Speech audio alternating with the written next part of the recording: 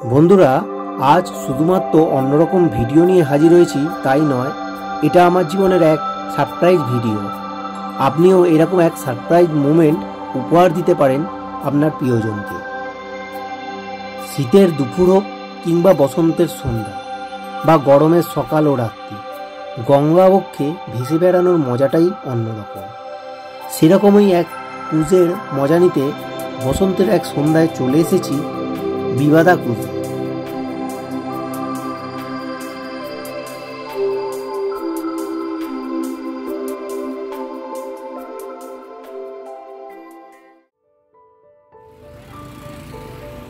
এই বিবাদা ক্রুজটি ছাড়ে মিলেনিয়াম পার্কের জেটি থেকে, তাই আমরা চলে এসেছি মিলেনিয়াম পার্কের কাছে।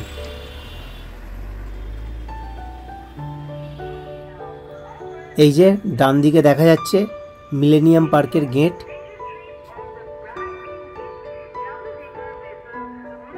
সামনেই রোজকার ফেরি সার্ভিস ঘাট।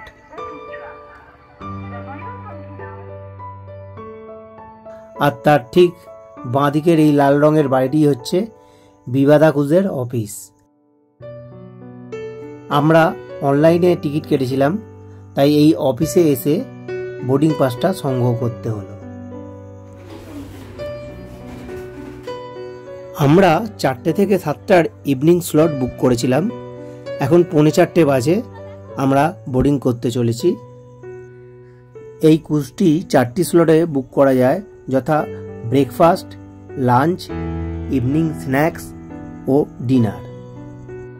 বুকিং অনলাইন এবং অফলাইন দুভাবে করা যায়। অফলাইনে করার জন্য আপনারা এই অফিসে এসে বুক করতে পারেন, আর অনলাইনে বুকিংয়ের জন্য ফোন নাম্বার ও লিঙ্ক আমি ডেসক্রিপশন বক্সে শেয়ার করে রাখলাম।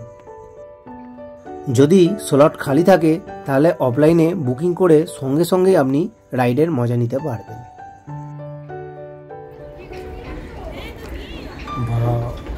দেখুন ক্রুজটা কি বিশাল সাইজ, এই প্রান্ত থেকে ও প্রান্ত প্রায় দেখাই যাচ্ছে না। গঙ্গাবক্ষে ভেসে আছে। তবে এটা আজকের আমাদের সফরের ক্রুজ নয়। এই ক্রুজের মধ্যে দিয়ে যাব আজকের আমাদের ক্রুজ ময়ূরপঙ্খীতে। এই হলো আমাদের আজকের যাত্রার ক্রুজ ময়ূরপঙ্খী, যার পিঠে চেপে ভেসে বেড়াবো গঙ্গাবক্ষে, আর তুলে ধরবো আমার এই সফরের অভিজ্ঞতা। ঢুকে পড়েছি গ্রাউন্ড ফ্লোরে, পুরোটাই এয়ার কন্ডিশন। এখানে খুব বড় বড় কাঁচের জানলা আছে, তাই এখানে বসেই আপনি বাইরের দৃশ্য উপভোগ করতে পারবেন।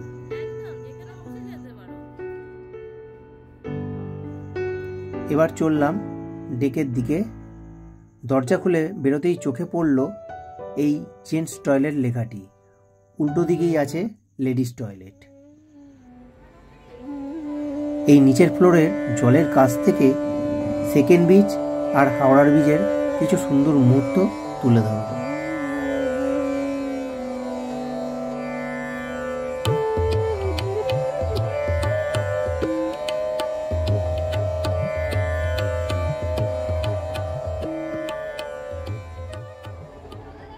এবারে সিঁড়ি বেয়ে উঠে চললাম ডেকের উপরে, আর এই হলো ডেকের দৃশ্যপট।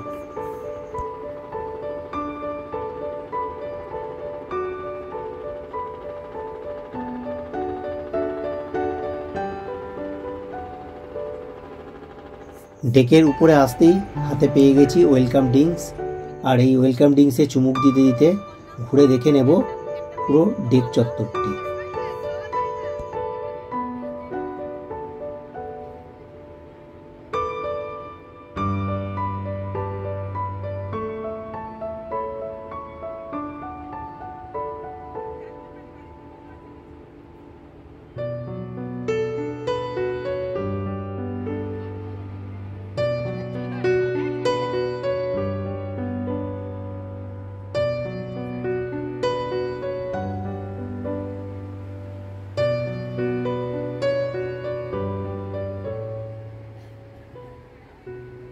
গঙ্গাবক্ষে এই ক্রুজ যাত্রাটি 4টি স্লটে ভাগ করা আছে, যথা ব্রেকফাস্ট সকাল 8:30 থেকে 11:30, প্রাইস 1733 টাকা per head.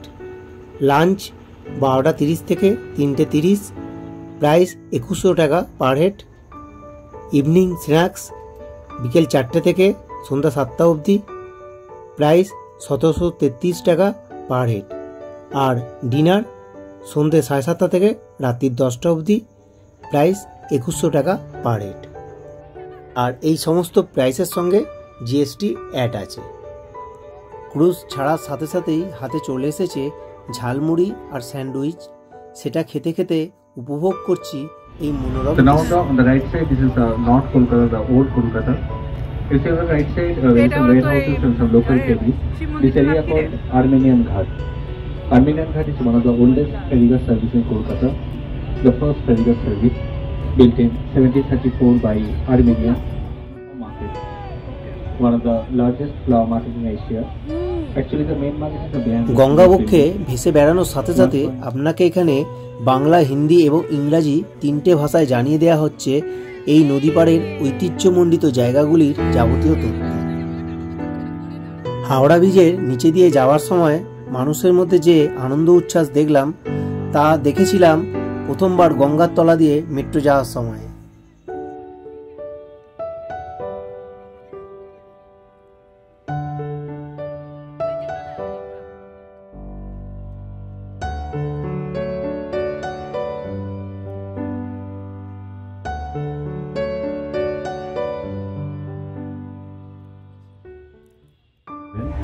By Lokmata Rani Rashmi husband बाबू राजचंद्र दास।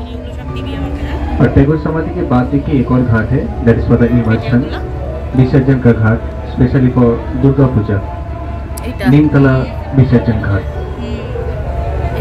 ये नॉर्थ कोलकाता की विसर्जन घाट है।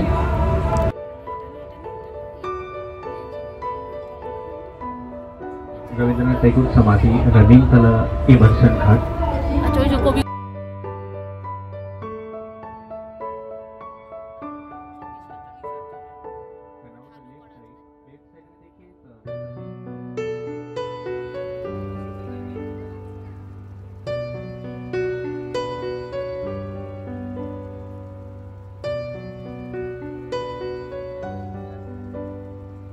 এখন ভাটা চলছে, ভাটার টান, তাই আমাদের ময়ূরপঙ্খী স্রোতের উল্টো দিকে ছুটে চলেছে বেলুন মঠের দিকে।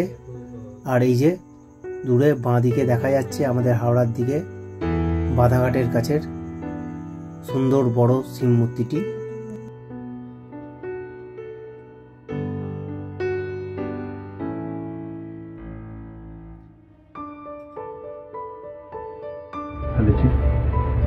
अभी आप लोग फिर से एक बार राइट साइड में देखिए, एक बड़ी interesting building on the right side में पास से शोभा पे और 3 छोटे छोटे स्टैचू हैं। आज गणपुर जरा विशेष করে কলকাতাবাসী আছেন এই বিল্ডিংটা সম্বন্ধে জেনে থাকবেন। इस बिल्डिंग के बारे में आप लोग पहले भी सुना होंगे। बिल्डिंग का नाम है शोभा बाजार, पुतुल बाड़ी और डॉल हाउस।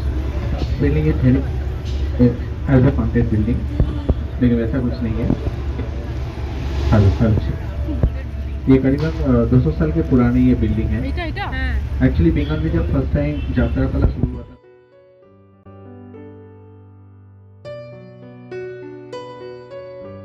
পড়ন্ত বিকালের সূর্যকে দেখছি এই ক্রুজের জানলা দিয়ে। ময়ূরপঙ্খী থেকে গঙ্গাবক্ষ সব কিছু শেষ আলোর লাল আভায় লালায়িত হয়ে গেছে।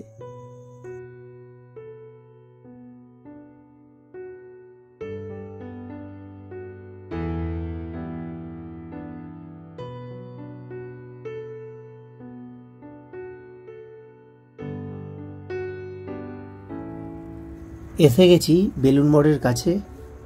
ওই যে দূরে বেলুন মঠ দেখা যাচ্ছে। আমাদের ক্রুজ এখানে 45 মিনিট অপেক্ষা করবে। তার মধ্যে বেলুন মঠ ঘুরে আবার উঠে পড়তে হবে এই ক্রুজে। বেলুন মঠের এই ফেরি সার্ভিস ঘাট থেকে 2 মিনিট হাঁটা পথে গেলেই পৌঁছে যাবে বেলুন মঠ মূল মন্দিরের কাছে।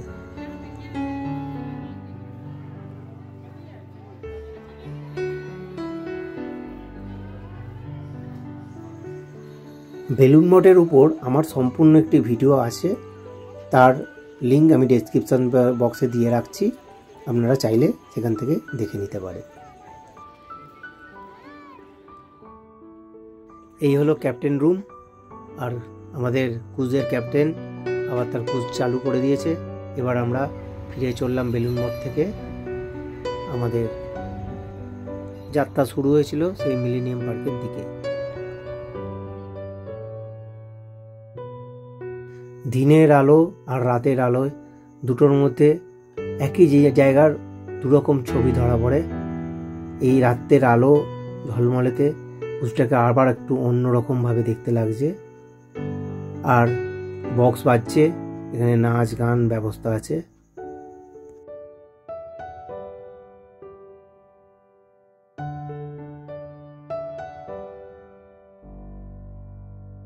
ফেরত চলতে শুরু করার কিছুক্ষণের মধ্যেই চলে এসেছে সন্ধ্যার স্ন্যাক্স বাফেট, যাতে আছে baby corn pakora, chilli potato fry, dry chilli chicken, boiled egg, আর শেষ পাতে ছিল আইসক্রিম।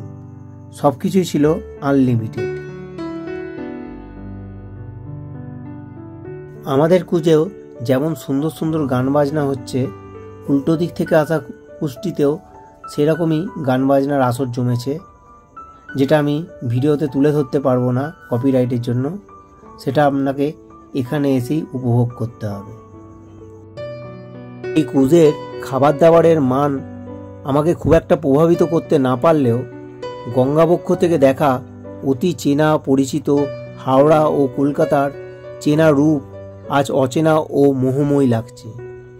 আর সেটা দেখার জন্য, নিজেকে আরও একটু বেশি আনন্দ দেওয়ার জন্য এই ক্রুজ রাইড একবার করতেই পারেন।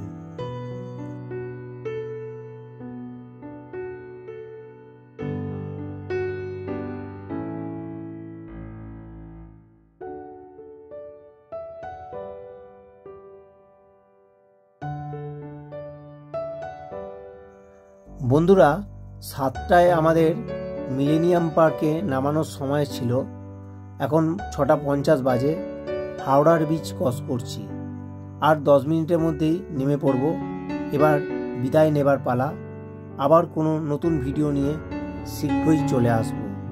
টাটা বন্ধুরা।